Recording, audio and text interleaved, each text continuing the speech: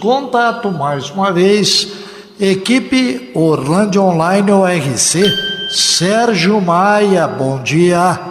Um abraço, muito bom dia para você, Adson Martins, queridos ouvintes da Orlândia Rádio Clube.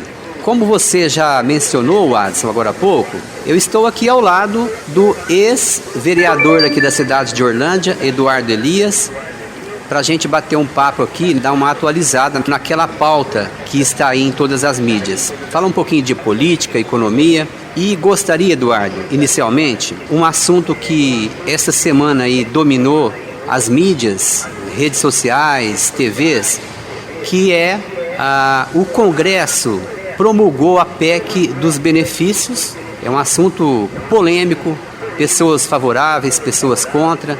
E eu gostaria de saber a sua avaliação sobre esta PEC dos benefícios. Bom dia, Eduardo.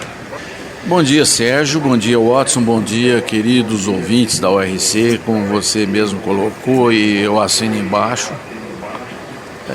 Gostaria de novamente dizer que é sempre um prazer estar falando com vocês da ORC, né? Mandar um abraço especial para o Chester, né? Enfim. Agora, sobre a PEC dos benefícios, eu acho que foi bom, tá? Porque, afinal de contas, são 18 milhões de famílias que serão beneficiadas com o Auxílio Brasil, Auxílio Gás, os caminhoneiros, enfim. Estabeleceu-se aí um estado de emergência, né? Para poder essa PEC caminhar no Congresso. Porque ano eleitoral, se fosse numa situação comum, não poderia acontecer. E essa situação especial, vamos dizer assim, ela foi estabelecida, obviamente, pelos impactos da pandemia na economia e da guerra, o que acabou dificultando a vida de todo mundo. Isso aí, os reflexos no preço dos combustíveis, enfim, na economia de maneira geral, né? Então eu vejo uma iniciativa que sim vai auxiliar muitas pessoas, milhões de pessoas que, embora vão acontecer as eleições, essas pessoas, independentemente disso, estariam numa situação de vulnerabilidade. Então eu vejo com bons olhos, tá? E, obviamente, se foi possível financeiramente, porque nós estamos falando aí de mais de 40 bilhões de reais, obviamente que o governo tem como fazer isso. Não vai fazer vamos dizer, uma ação aí impensada que vai enterrar o país daqui a alguns meses, né? Acabar com a economia do país. Não é nada disso.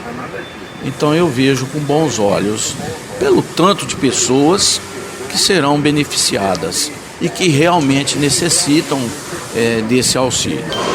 Outro assunto, Eduardo, sobre a declaração do presidente Bolsonaro em relação às falhas nas urnas eletrônicas.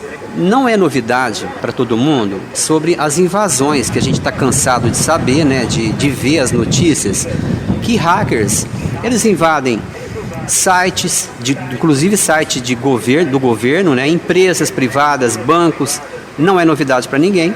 E apesar disso, o STF nega que possa existir falha durante a eleição. E, diante disso, o Bolsonaro, ele sugere, ele coloca a ideia da participação das Forças Armadas no processo eleitoral. Você acha que isso há possibilidade de acontecer? O STF está relutando, o STF já se declarou que é contra, né, essa apuração paralela que eles têm chamado. Qual é a sua avaliação, Eduardo? Ô Sérgio, primeiramente, eu quero dizer que Na realidade, as Forças Armadas foram convidadas para participarem de conversas, né, de reuniões, enfim, que tratassem dos detalhes técnicos relativos à urna eletrônica. Eu quero colocar aqui o pessoal técnico das Forças Armadas. Quando a gente diz Forças Armadas, nós estamos falando de Exército, Aeronáutica, Marinha. Esse pessoal é muito bem preparado. Eu vou dar um exemplo. Eu sou formado em engenharia. E na época que eu prestei exame vestibular para entrar na faculdade, as duas melhores escolas de engenharia no país eram o ITA, e acredito que até hoje sejam, que é o Instituto Tecnológico da Aeronáutica em São José dos Campos, e o IME, Instituto Militar de Engenharia, no Rio de Janeiro.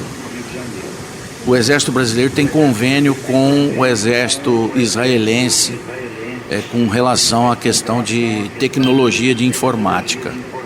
Tá. Então eu vejo muita gente desvirtuando essa participação das Forças Armadas. Tipo o Luiz Edson Fachin, o ministro do Supremo, dizendo que nas eleições não tem que as Forças Armadas participarem. Não há nenhuma relação com arma. Ninguém vai lá armado. Nós estamos falando de técnicos altamente competentes para fazerem uma análise técnica. E isso foi feito. Levantaram mais de 700 itens, né, para serem colocados, para serem conversados, para que as medidas necessárias para que garanta-se a segurança das eleições, né, fossem tomadas essas medidas. Então eu não vejo mal algum nisso, você prevenir algum eventual problema que possa acontecer. E isso eu estou dizendo relativo à técnica de informática que envolve todo o processo. Tá? Eu vejo muito natural a participação das Forças Armadas. Não deveria ser desprezado. Mas eu não entendo por que, após o convite que foi feito, reitero, convite que foi feito às Forças Armadas, o TSE parece que quis desviar do caminho, desviar dessa possibilidade. Não entendo por quê. Nós temos que pensar, por exemplo, que esse tipo de urna que é utilizado aqui no Brasil é o Brasil, Bangladesh e Butão. Somente 3 países que se utilizam desse processo, ou seja, sem a impressão do voto. Isso é outra coisa que eu vejo muita gente desvirtuar, dizendo que é o voto no papel, dando a entender que voltaríamos ao processo da cédula de papel e a gente fazendo o voto físico, pura e simplesmente. Não é nada disso. Não se pode ser desonesto intelectualmente e ficar afirmando esse tipo de coisa. Quando se diz que, por exemplo, os bancos gastam milhões de reais para prevenirem os seus softwares, os seus programas, né, do internet banking, para que não haja a possibilidade de serem invadidos e obviamente ficarem sujeitos a perderem muito dinheiro. E isso é questão técnica. Não existe software ou hardware, ou seja, máquina ou programa que não seja violável. Isso aí é ponto pacífico.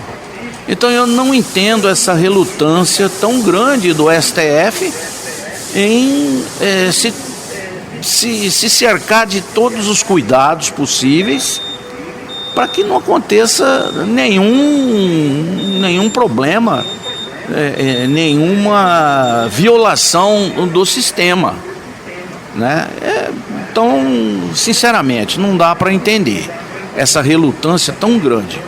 E outra, essa semana eu ouvi uma fala do presidente da República, que na segunda-feira agora vai ter uma reunião com embaixadores de outros países, onde ele vai apresentar alguma coisa que foi descoberta nesse processo. E, obviamente, através dos técnicos das Forças Armadas. Eleições anteriores. Exatamente. Mais precisamente sobre as eleições de 2014 e essa agora de 2018. Eu estou muito preocupado com isso, porque dos dois jeitos vai ser ruim. Primeiro, se for verdade, se aconteceu alguma violação, tanto nas eleições de 2014 quanto de 2018, ou se for apenas conversa fiada, é ruim para nós brasileiros de qualquer forma. Isso eu estou falando independentemente de partido político, independentemente de preferência. Imaginem as nossas eleições vulneráveis. Isso é terrível. É terrível. Aonde nós vamos desaguar com isso? Para onde que a coisa vai? Não é? Se forem comprovadas realmente algumas irregularidades ou algum problema nessas eleições, é terrível. E se o presidente estiver falando mentira, se ele está só conversando demais, também é muito ruim. Então eu estou muito preocupado com o desenrolar dessa situação, né? E não vejo por que não se adotar um processo aí que possa realmente fazer a impressão do voto, voto no qual o eleitor não tem acesso nenhum, tá? Apenas seria uma maneira de uma conferência, eventual conferência do número de votos, enfim.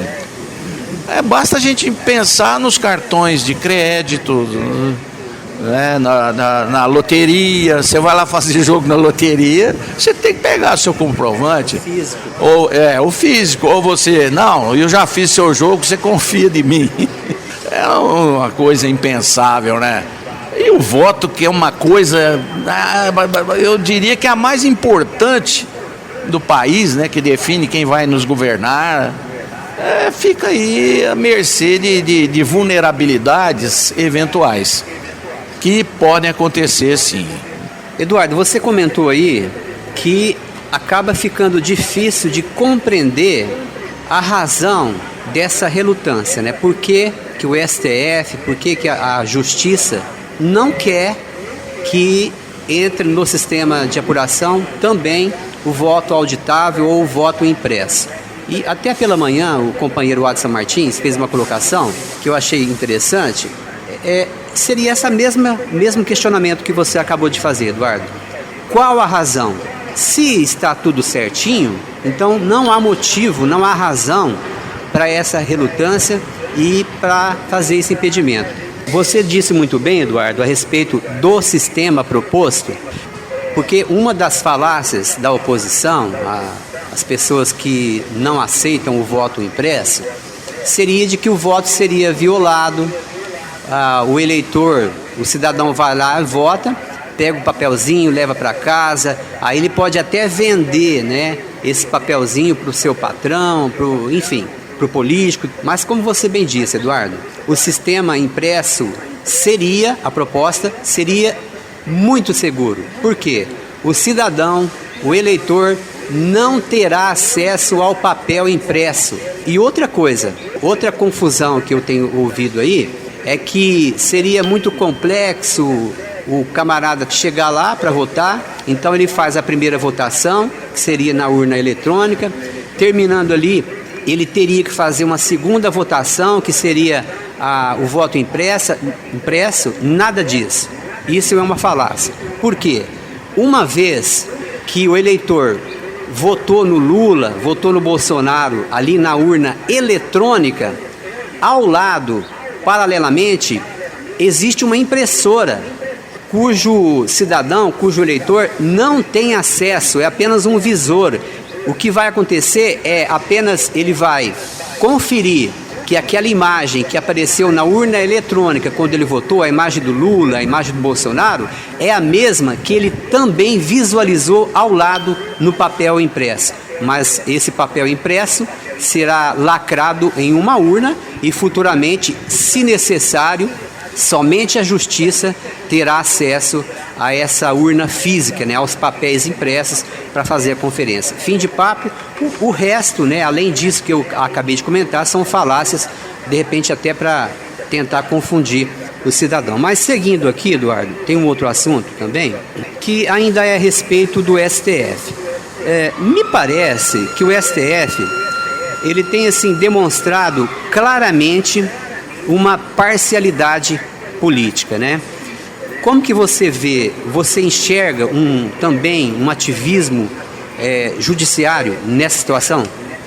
Sérgio, eu não tenho dúvida nenhuma quanto a esse ativismo político do STF. Haja visto algumas ações aí que a gente tem conhecimento, por exemplo, uma reunião da qual participou, que eu me lembro, o Barroso, lá nos Estados Unidos, se não me engano, na Harvard, a escola lá, onde ele se declara praticamente contrário ao governo atual, ao Bolsonaro, né? E vejo também uma outra reunião que está agendada para novembro, lá em Nova York. Participarão alguns ministros, eu não lembro o nome deles agora, acho que Gilmar Mendes, Barroso, enfim. Mas é organizada essa reunião pelo João Dória, que é sabidamente contrário ao Bolsonaro, né, onde serão discutidos alguns temas, tipo a economia do Brasil após o novo governo que será implantado, né?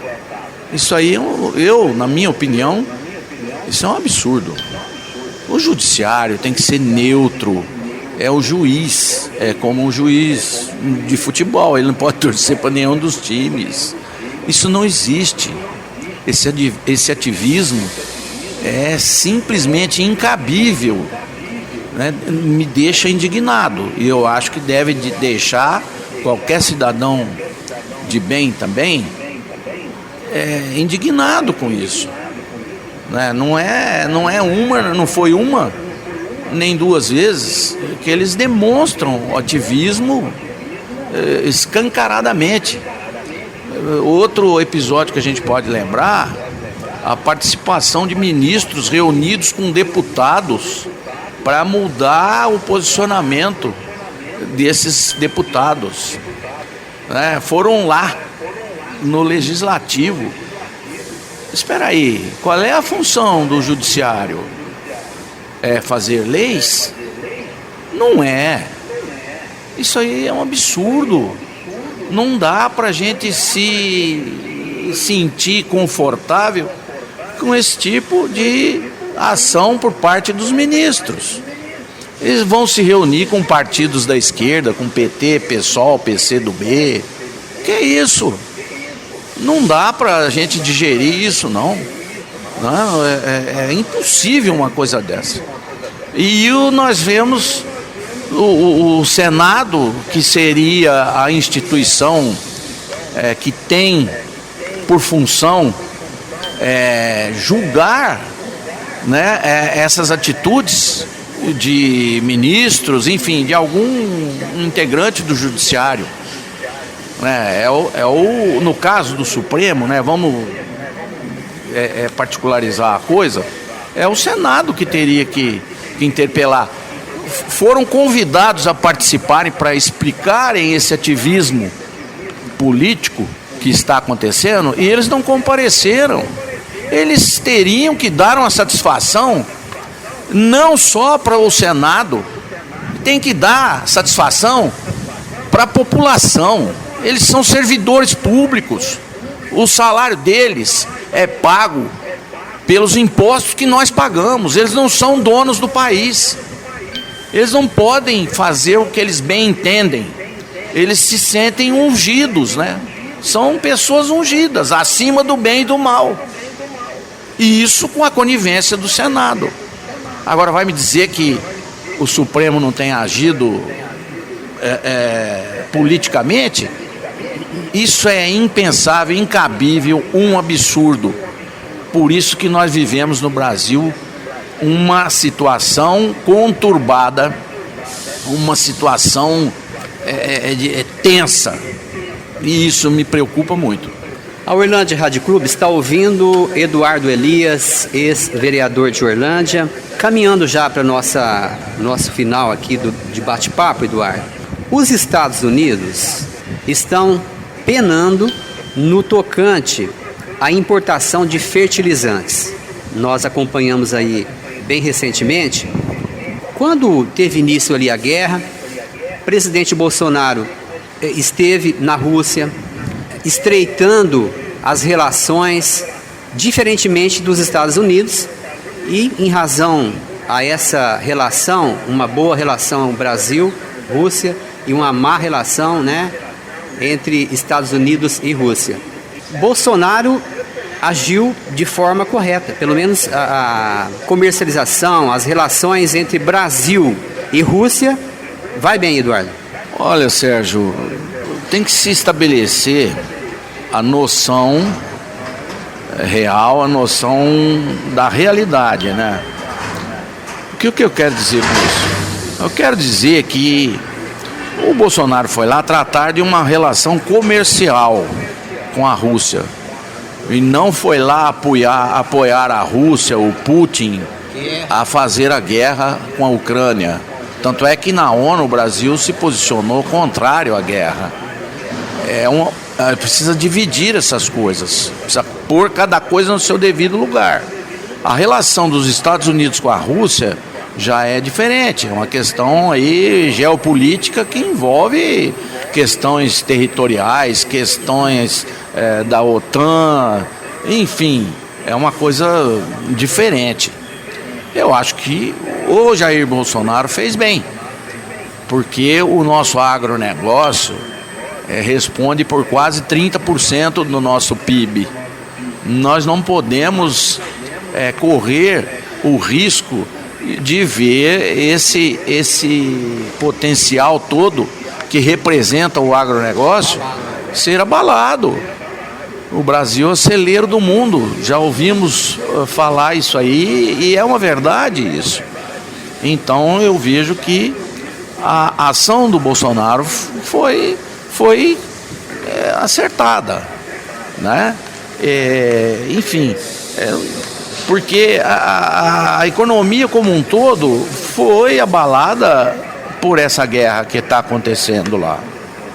E o Brasil está numa posição, vamos dizer, melhor que muitos países aí, ricos, inclusive. A questão de inflação, os Estados Unidos está hoje com a inflação de 9,1%. Se não me engano, até já ultrapassou, está com 2 dígitos. Uma coisa impensável em outros tempos. E aqui no Brasil, a coisa está melhor, né? Existe a inflação, como eu já disse, provocada, impactada pela pandemia e pela guerra, né? Mas o Brasil está melhor. Em termos de crescimento, que enfim, melhor que muitos países ricos. E, inclusive, por essa atitude do Bolsonaro ter ido lá tratar dessa questão aí dos fertilizantes. E agora está querendo importar o óleo diesel também. E nós sabemos a importância do óleo diesel no Brasil. O nosso transporte é feito, na sua maioria, por caminhões, na rede rodoviária. E aí, como é que fica? Se faltar o diesel, imagina isso. É um caos. Enfim, então tá certo, ele tem que cuidar, tem que pôr o Brasil realmente, vamos dizer, eu não queria utilizar a expressão que ele utiliza, né, acima de tudo, enfim, mas ele tem que cuidar da economia do país, e eu acho que ele está fazendo isso. Muito bem, já gostaria de agradecer ao Eduardo Elias, ex-vereador da cidade, grande amigo nosso, pela participação, por esse bate-papo. Muito obrigado, Eduardo. Bom dia para você. Serginho, como sempre, eu digo, um prazer estar com vocês da URC, mandar um abraço para os ouvintes e até outra oportunidade, se Deus quiser. Sérgio Maia para o URC